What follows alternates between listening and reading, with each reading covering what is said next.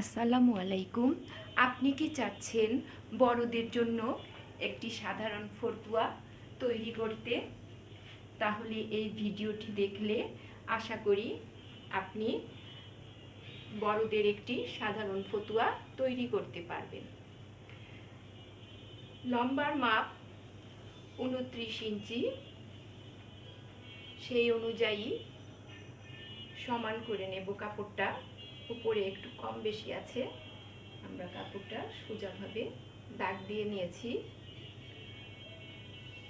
1/2 ইঞ্চি নিয়েছি সেলাই মার্জিন।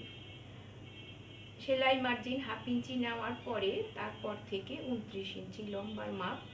এরপরে ভাঙার জন্য 1 ইঞ্চি দিতে পারেন, এখানে 1.5 ইঞ্চি দেওয়া হয়েছে। এটা সামনের পার্ট কাটিং হিসাবটি দেখুন, তারপর সামনের পার্ট বসিয়ে পিছনের পার্ট কাটিং হিসাবটি দেখিয়ে দিব। এখন দেখুন, লম্বা নেওয়ার পরে ওই যে 1/2 ইঞ্চি বেশি নিয়েছি, সেখান থেকে এখানে বুকের যে দাগ দেব, বুকের মাপ নেব, মোহরা গোলাবো, সেই লম্বাটা নেব 8 ইঞ্চি। তারপরে নেবেন 14 ইঞ্চি কোমরের শেপের মাপ। কোমর এখানে 1/2 ইঞ্চি শেপ দিয়ে ফতুয়াটি কাটিং করা হয়েছে। 21 ইঞ্চিতে হিপের মাপ, যে পর্যন্ত এসে শেপটা হবে।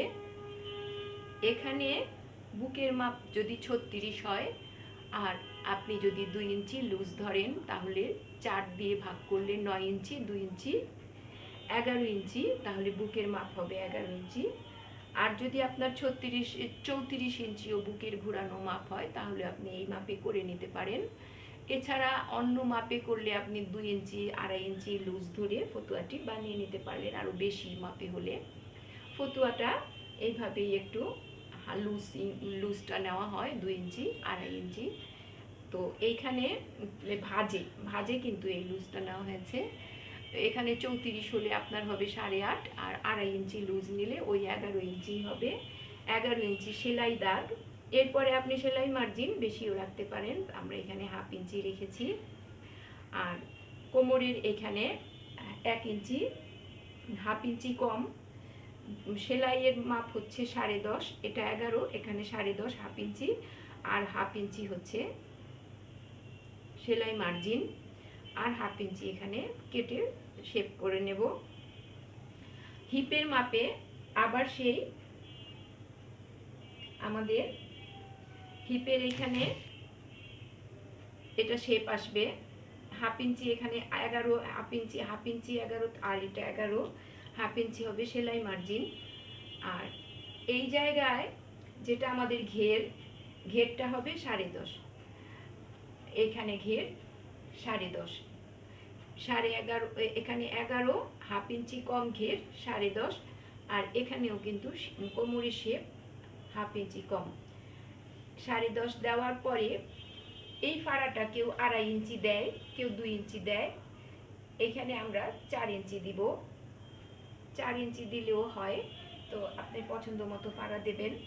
আমরা সর্বোচ্চ 4 ইঞ্চি দিচ্ছি, আপনি আরও বেশিও দিতে পারেন, কমও দিতে পারেন। তো 4 ইঞ্চি দিয়ে করছি, কেউ 3 ইঞ্চি 2.5 ইঞ্চি, যার যেমন পছন্দ দিয়ে নেবেন। যে জিনিসটা কাঁধ হচ্ছে যদি 17 হয়, 8.5, 1/2 ইঞ্চি সেলাই মার্জিন নিয়ে এখানে 9 ইঞ্চি আমরা কাঁধ নিয়েছি।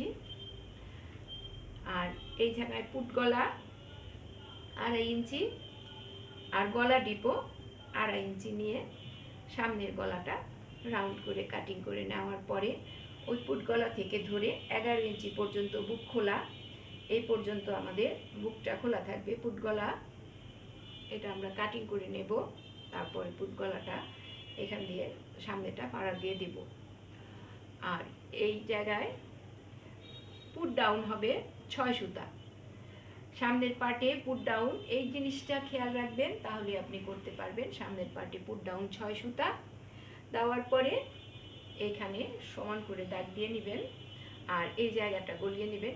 হাতার গোলানোটা অর্ধেক করে গোলাতে পারেন, এটার অর্ধেক নেবেন।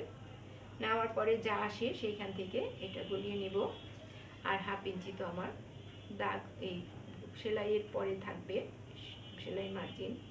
তো এইভাবে করে আমরা দেখুন কাপড়টা দাগিয়ে নেওয়ার পরে কাটিং করে নিয়েছি। এই দেখুন সামনের পাটটা আমাদের এরকম এসেছে। এখন এই সামনের পাটটার সাপোর্টে পিছন পাটটা কাটিং করে নেব।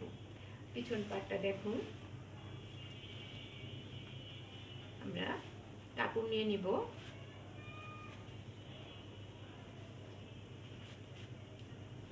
পিছন পাটের কাপড়টা আমরা কাটিং করে নেব। সামনের পাটে যেমন থাকবে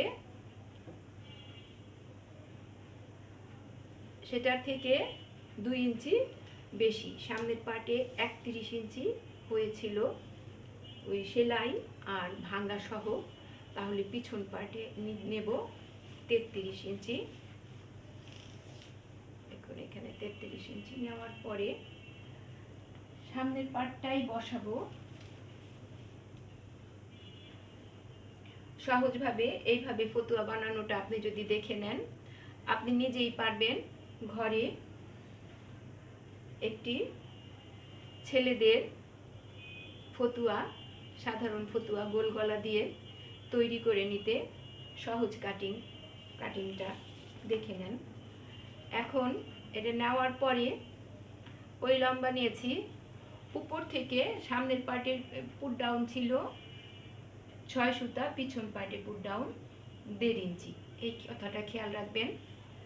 আর সামনের পার্টে যে আমাদের পুট গলা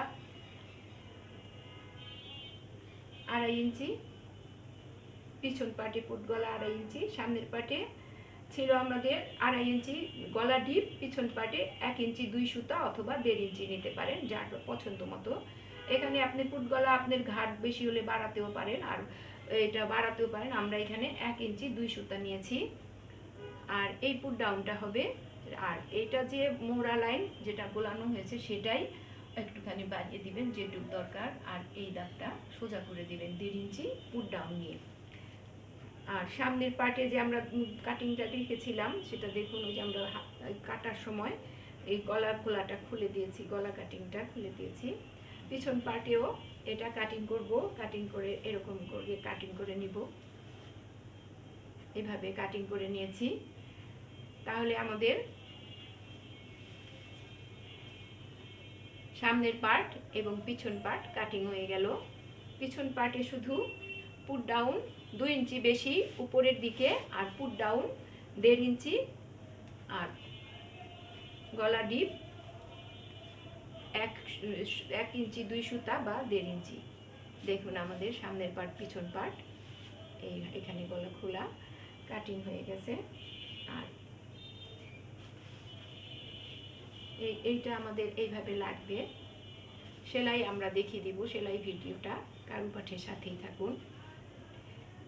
এখন আমরা হাতা কাটিংটা দেখে আসেন।